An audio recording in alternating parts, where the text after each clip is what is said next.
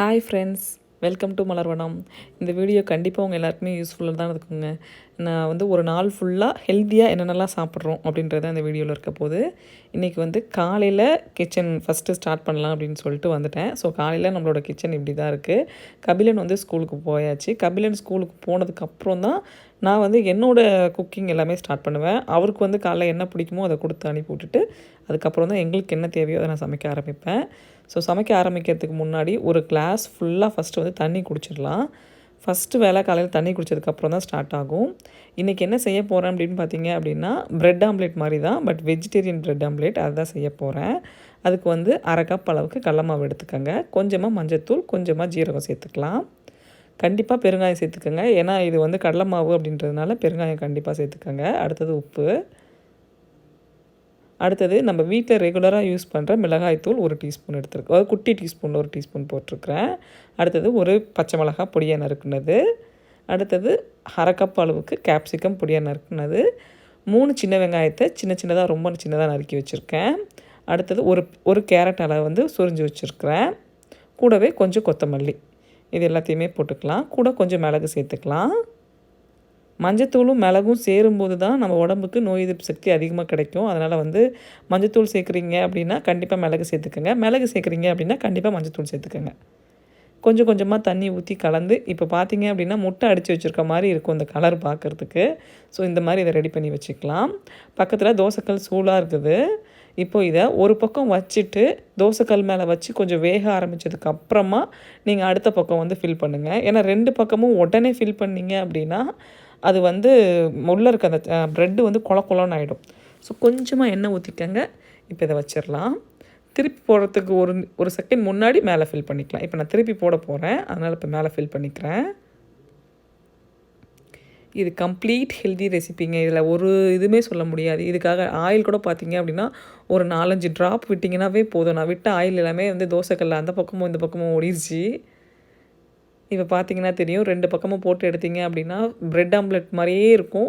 டேஸ்ட்டும் வந்து உங்களுக்கு எதுவுமே வந்து டிஃப்ரெண்ட் இருக்காது. எனக்கு லைட்டாக கோல்டு இருக்கிறதுனால நான் கொஞ்சமாக காஃபி எடுத்துக்கிட்டேன்.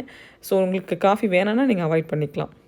அடுத்தது பார்த்தீங்க அப்படின்னா ஒரு கப்பில் கொஞ்சமாக சியா சீட்ஸ் ஊற வச்சுக்கலாம். இது வந்து ஆஃப்டர்நூனுக்கு அப்புறமோ இல்லை இந்த சியா சீட்ஸ் ஊறினதுக்கப்புறம் குடிச்சிக்கலாம். நான் வந்து எனக்கு ஏதாவது கோல்டு இருக்குதுன்னு சொன்னேன் இல்லையா, அதனால் நான் வந்து சுடு தண்ணி ஊற்றி தான் குடிப்பேன். ஸோ இப்போதைக்கு இதை ஊற வச்சுக்கலாம். இது நல்லா ஊறினதுக்கப்புறம் சுடு தண்ணி ஊற்றிக்கிறேன் நான்.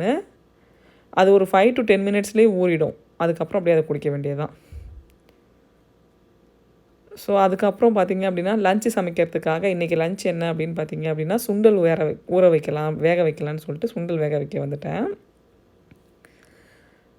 ஸோ இந்த பக்கம் சுண்டலை வந்து தாளித்து எடுத்துடலாம்.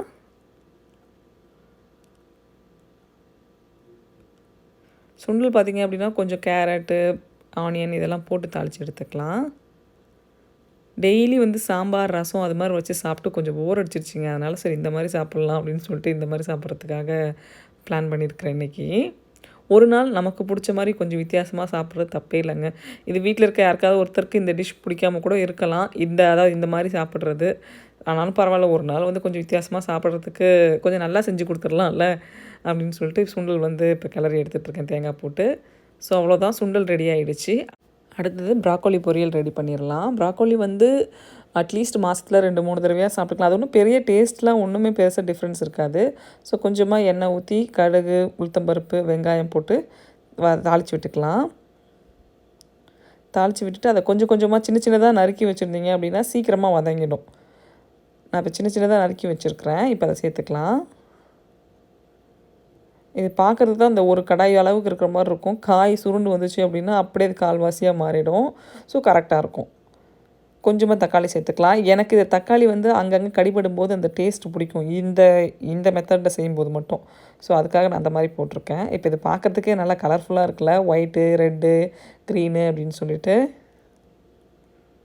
கொஞ்சமாக உப்பு சேர்த்துக்கலாம். கண்டிப்பாக இதுக்கு மஞ்சத்தூள் சேர்த்துக்கோங்க. ஏன்னா மஞ்சத்தூள் சேர்க்கும்போது அதோடய கலர் வந்து இன்னும் சூப்பராக வந்து கொடுக்கும். ஸோ கொஞ்சம் மஞ்சத்தூள், மிளகாத்தூள் சேர்த்துக்கலாம். இப்போ அதை நல்லா கிளறி விட்டு எடுத்துக்கலாம். நான் இன்றைக்கி வந்து சிறுதானியம் தான் செய்ய போகிறேன். ஸோ சிறுதானியம் வந்து ஆல்ரெடி நான் ஊற வச்சுட்டேன். திணை தான் ஊற வச்சுருந்தேன். ஸோ திணை ஊற வச்சுருந்தேன். இப்போ அரிசி வந்து வடிக்கிறதுக்கு போட்டுடலாம். வடித்து தான் நாங்கள் வந்து சாப்பாடு பெரும்பாலும் வடித்து தாங்க சாப்பிடுவோம். என்னைக்காவது எனக்கு முடியலை, உடனே வந்து செய்யணும் அப்படின்ற அவசரம் இருந்தால் மட்டும்தான் வந்து வீட்டில் குக்கர் சாதம். இல்லை அப்படின்னா கண்டிப்பாக வடித்த சாதம் தான். ஸோ வடிக்கிறது எனக்கு ரொம்பவே ஈஸியாக இருக்குது. அவ்வளோதான், சாதம் வச்சாச்சு. இப்போ நம்மளோட லஞ்ச் டைம் ரெடி ஆகிடுச்சு. ஸோ லஞ்சுக்கு சும்மா அந்த பிளேட்டில் வச்சு சாப்பிட்ணுன்னு ஆசையாக இருந்துச்சு. அதனால் அப்படியே நம்ம அதில் மாற்றி சாப்பிட்டு பார்ப்போம். என்றைக்காவது ஒரு நாள் நமக்கு போர் அடிக்கும் போது, நமக்கு பிடிச்ச மாதிரி செஞ்சு சாப்பிட்டுக்கலான்னு தோணும்போது, நமக்கு பிடிச்ச பிளேட்டில் சாப்பிட்டா தானே அது நல்லா டேஸ்ட்டாக இருக்கும். அந்த மாதிரி தான்.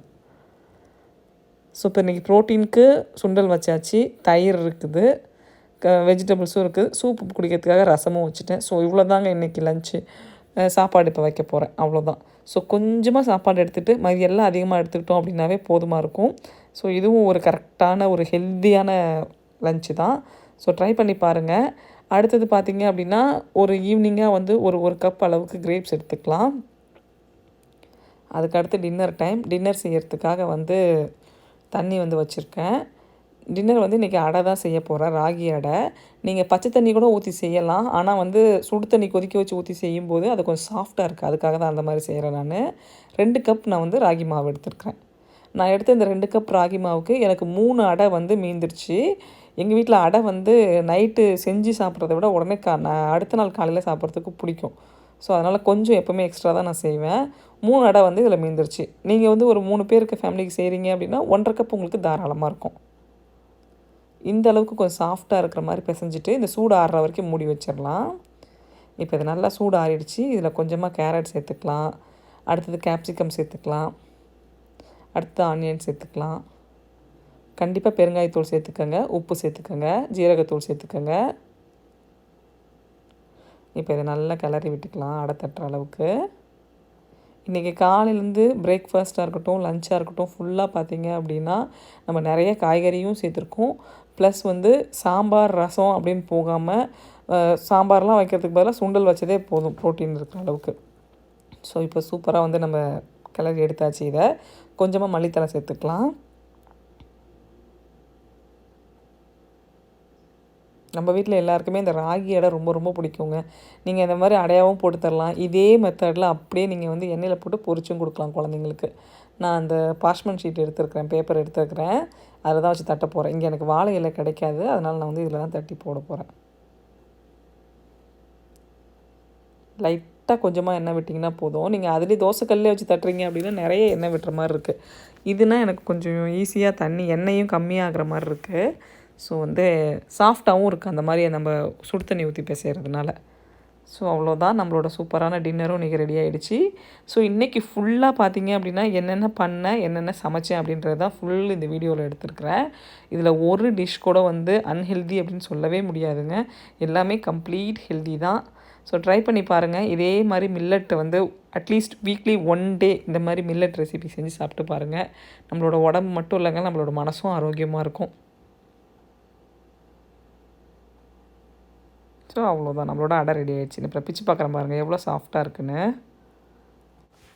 ஸோ அவ்வளோதாங்க, ஒரு நாள் ஃபுல்லாக இவ்வளோ ஈஸியாக நம்மளால் இவ்வளோ சின்ன சின்ன ஹெல்த்தியான ரெசிபி சமைக்க முடியும் அப்படின்னா இதை விட நமக்கு வேறு என்ன கஷ்டம் சொல்லுங்கள். சூப்பராக சமைச்சு நம்ம ஃபேமிலியும் நம்ம ஹெல்த்தியாக வச்சுக்கலாம். தூங்க போகிறதுக்கு முன்னாடி கண்டிப்பாக 1 டம்ளர் சுடு தண்ணி குடிச்சிட்டு படுங்க, உடம்புக்கு ரொம்ப நல்லது. ஸோ அடுத்த வீடியோவில் பார்க்கலாங்க. இந்த வீடியோ பிடிச்சிருந்துச்சு அப்படின்னா கண்டிப்பாக நம்ம சேனலை மறக்காமல் சப்ஸ்கிரைப் பண்ணிக்கோங்க.